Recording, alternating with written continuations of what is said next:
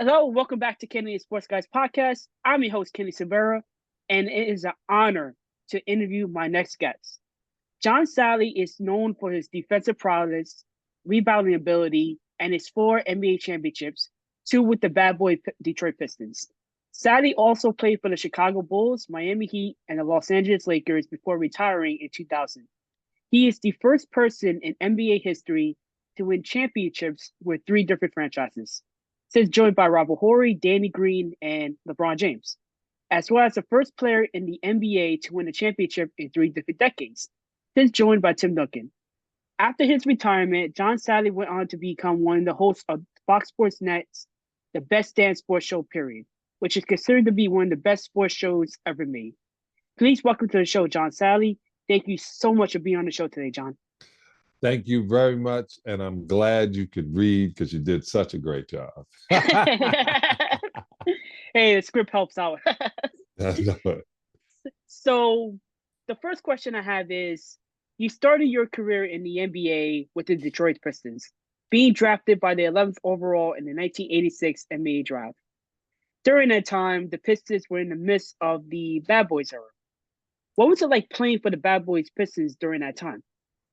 Well, we developed into the Bad Boys. That was a name given to us by David Stern because Bill Laimbeer and Rick Mahorn would push the envelope on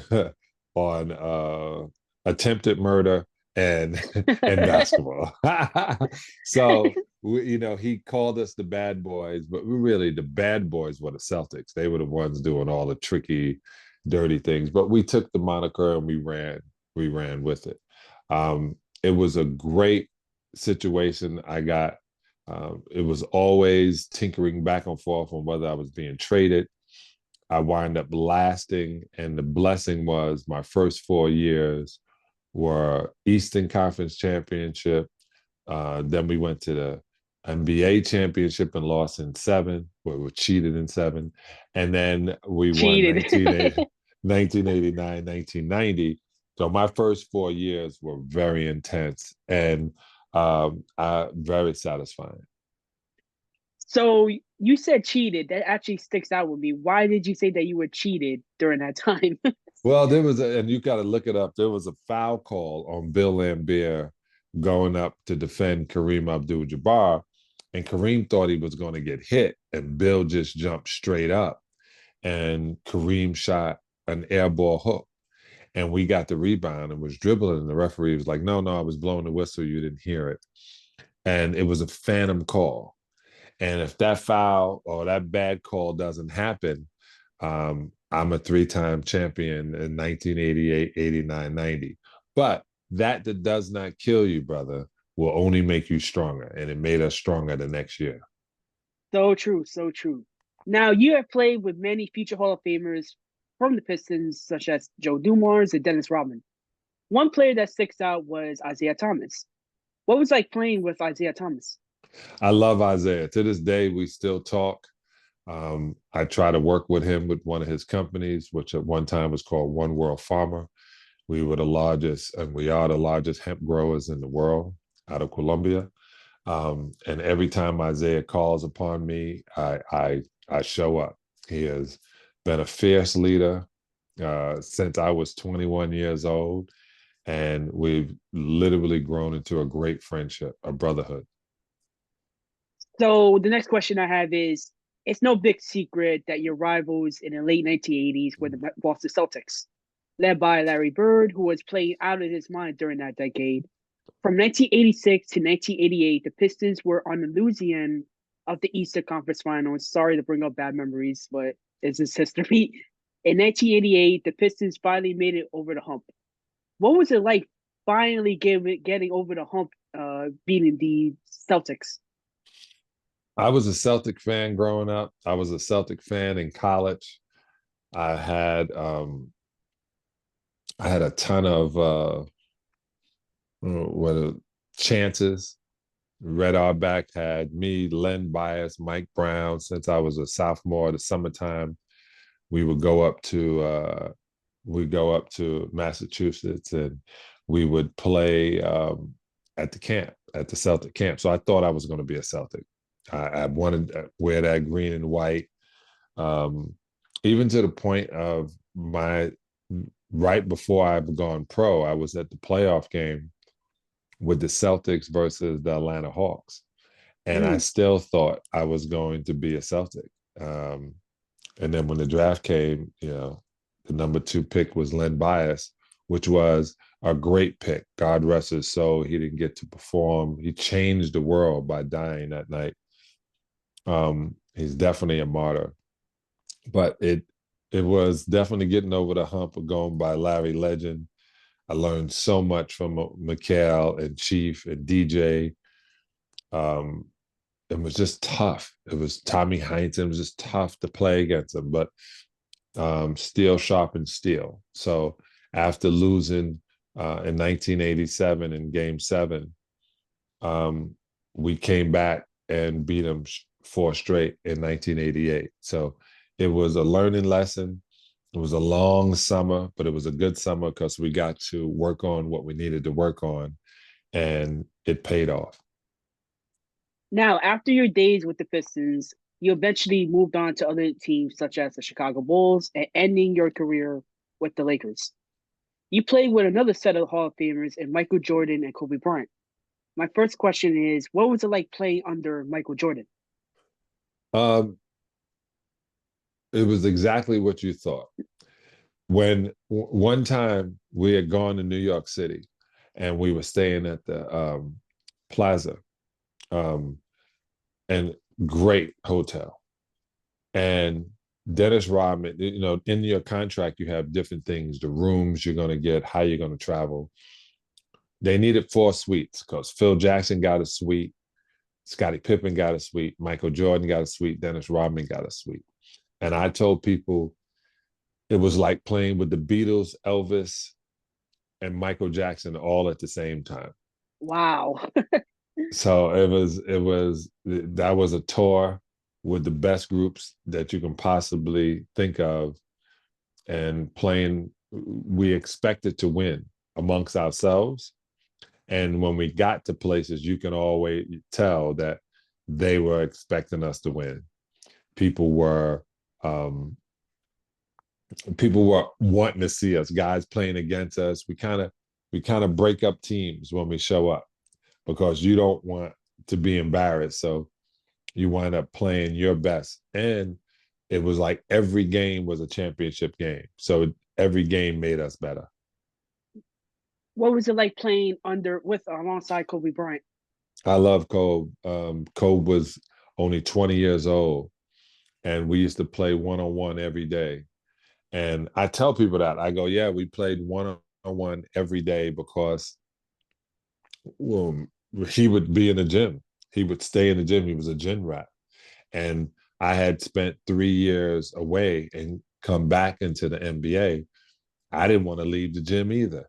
So when practice would be over, if we were either lifting weights or eating fruit or talking about something, but then we would go play one-on-one as much as we can possibly play.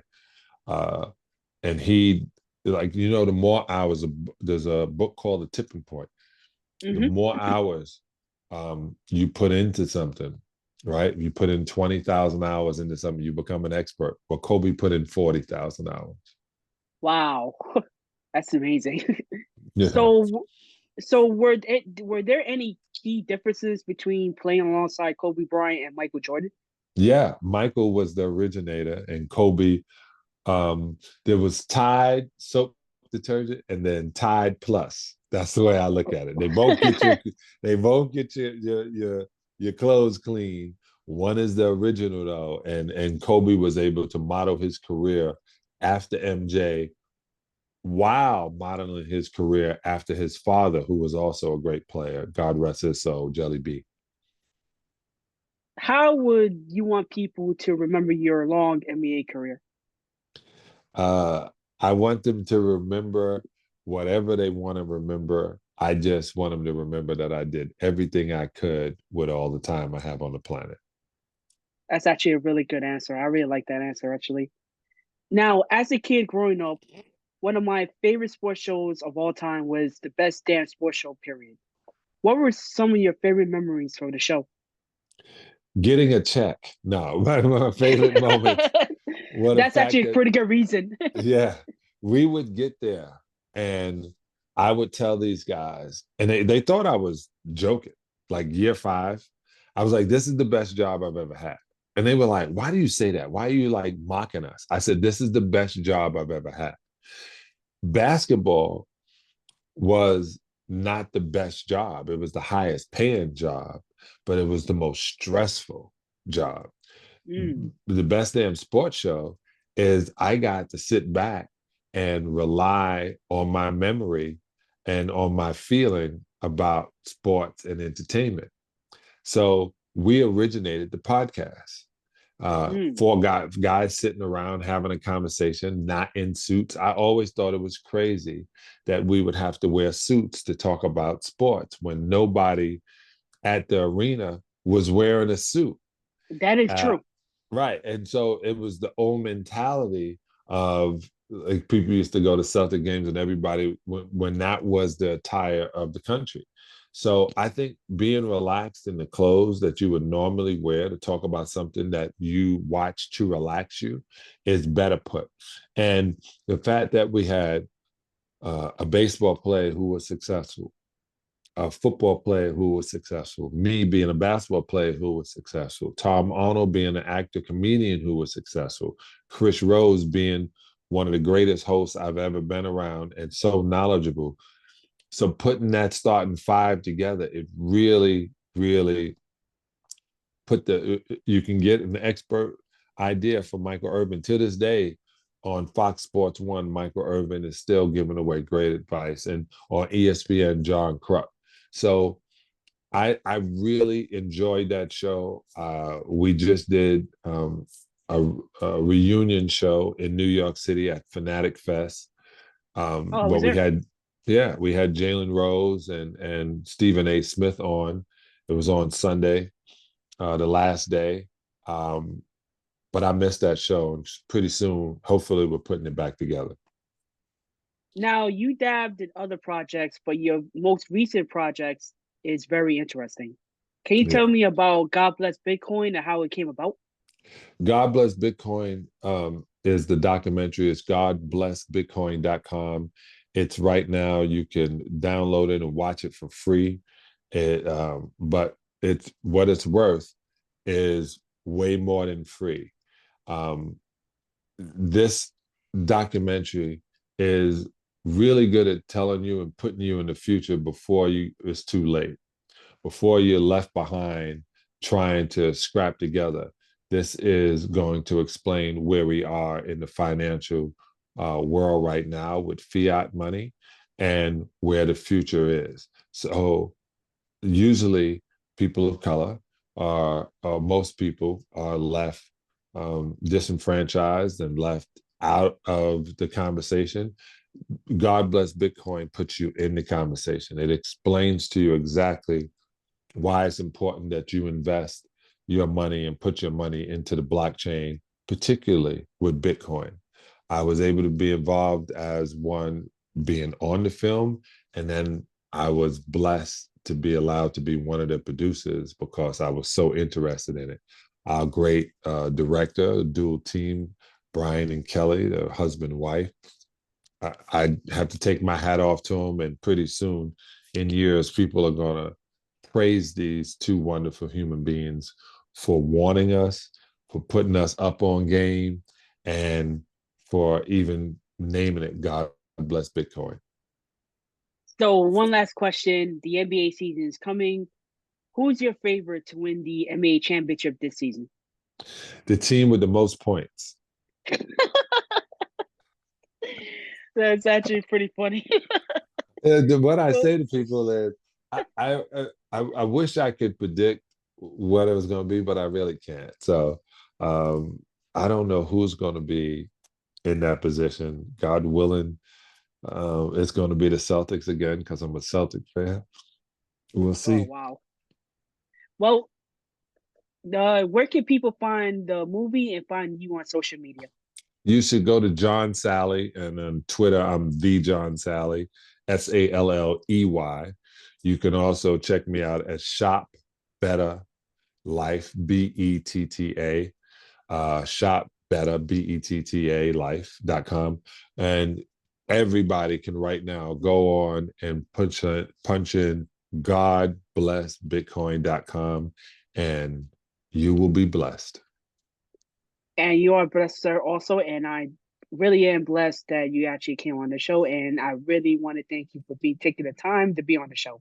Oh, blessed to you, brother. Stay alive. You too. God bless you, all right? Okay, peace. Well, that's the end of this episode. I want to thank John.Salley for the time. You can find this episode on my YouTube channel, Amazon Music, and all 3 platforms. You can find me on Twitter at Kenny_sports, Instagram at Kenny Sports Guy 1, and TikTok at Kenny Sports Podcast. Until the next episode, please be well.